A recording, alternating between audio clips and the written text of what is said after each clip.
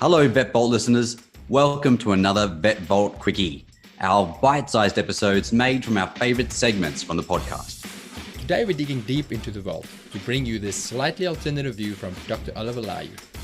We can get very focused on being high achievers and all-round awesomeness, but is that always good for us? In this Vet Vault Quickie, Oliver talks about the flip side of being exceptional and how to deal with the fallout of becoming too good at your job. I'm going to jump a little bit to something that came up in our first conversations, Oliver.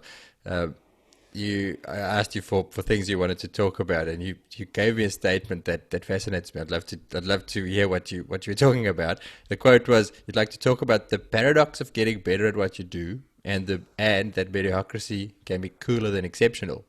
Please expand on that. Yeah, well, it's something that I guess this little epiphany came to me when I decided that I couldn't keep doing mixed practice. After sort of 10 years, I realized that, I had a really good clientele and following, but the problem with that is that they all wanted high level workups and treatments for their animals, but they wanted me to treat them and not take them to Brisbane to a referral centre or something because they think, you're better than what you really are, I guess, or something like that. So, I just found myself having to read more and more on everything from a budgie to a cow to a horse, a dog, a snake. But it was more, the wider I said, I'll have a go in that, the more stress comes on me to get the outcome they were after. Yeah. And I think that can be said for any professional job that we do, that, once we're going well and we've got a smile on our face and we're kicking goals, we then become looked upon by others as the person to go and see because they'll probably have the answers, So whether that be a client coming to you or a colleague coming to you or your kids coming to you, the more you're coping, the more people are going to come to you to ask for help. And when it's veterinary help, it's more, I guess, more serious than that. So, I just sort of found that the wider I opened the door, the more people would come in, and which would mean. And when I went to my own business, I thought, well, if I say I'm going to do emergencies, I'll be working 24/7 because, you just say, well, I can do that. I can do that. I can help you with that.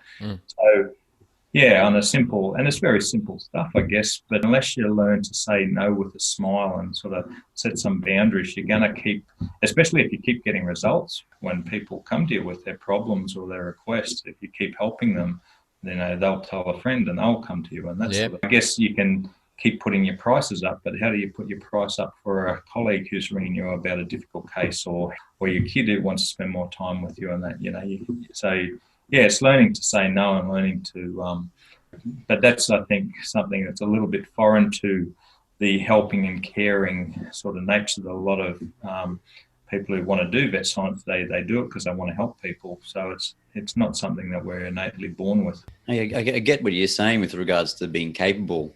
Capability is something that we're all striving. We want to be capable at things, and when you build and become more capable, you intuitively then want to take more on or feel like you can take more on. So then you start piling more shit on. You start becoming more capable, and then you pile more on. It's like it's like they can refer, or it's referred to as a strong suit.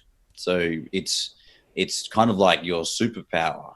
Right, but it's also your kryptonite at the same time, where your biggest strength becomes your weakness because you just eventually it's the thing that actually breaks you down. So well, you end up doing more things in a certain amount of time, and so you're juggling more balls, and then you've sort of worked hard to get there, and you have the expectations and the standards you set for yourself. So when you start dropping balls, it hurts more than if you didn't have those expectations or levels of success that you were looking for. And it's the same thing. You stop doing the basic fundamentals, and that's why you make the mistakes. You think you haven't got time to do the basics anymore. Then you drop a few balls, you make some mistakes, you kill the odd animal because you didn't do something fundamental. And that, and I think it goes for specialists as well. It's really hard for a specialist because they're being called so many times a day by general practitioners about what do you do here, what do you do here, and often they're doing it for free, the advice, and it takes time, and if they don't give the really thorough answer, it's going to be frowned upon if they forgot to they omitted to say something really essential and fundamental and gave that wrong advice. And same goes if you're treating an animal. You know, if you might think no, but you skip taking its temperature or something, and it can come back and bite you. So yeah. Yeah, I totally see what you're saying. What's the solution? How do you prevent the paradox? Oh, it's putting the boundaries up, saying no.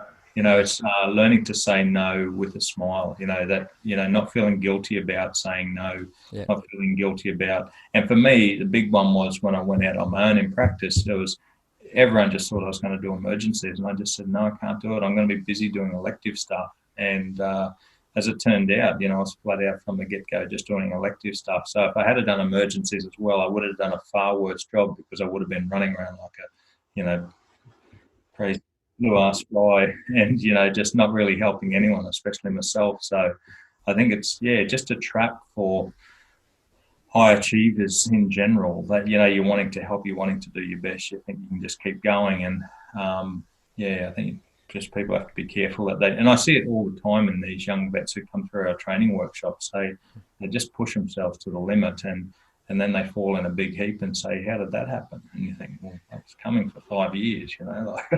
Yeah, absolutely. Can I build on that, Oliver? So there's something that I've come across recently, and I thought it was awesome. Actually, I didn't mean to say that word. I thought it was great. And it's that average is awesome. And this, you know, the generation coming through, myself included, you know, we were told once we got into vet school that we were the cream of the crop. We were like the upper echelon of achievers at the university. So acknowledge ourselves. And I have no issues with self-acknowledgement. I think it's incredibly important in terms of building resilience and so forth. But what happens is you start to feel this kind of feeling that you're exceptional, right? And you even just said it there, you know, exceptional is in your quote there. But then what happens is you start to put pressure on yourself, exactly what you were saying there.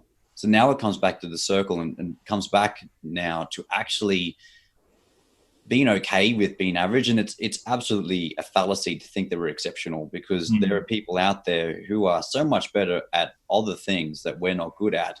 Yeah. Right. We might be exceptional at one particular thing, but we might be completely shit at something else. Yeah. Right. So to think that we're exceptional as a whole, I think it's an absolute flaw, because what happens then is when we don't do something good, or we do fail at something, we have this unrealistic expectation of ourselves being exceptional because of who we are and what we've achieved and so forth at university and where we're working and so forth. So the average is awesome. Yeah, average is good. Mediocre. Yeah, you want to be in the middle of the pack. You don't want to be at the top. You don't want to be last. Well, even if you think you're at the top, you're probably at the top of a small little pinnacle of people, right? But then you're probably the worst at something else. Yeah, exactly. Yeah. And I totally agree. It's and you're only as good as your last job, and there's always someone better than you. There's always someone worse off than you. So I just sort of think, keep it real and embrace the failures. That's my you learn from your mistakes. No, I really like that. Thank you for sharing that.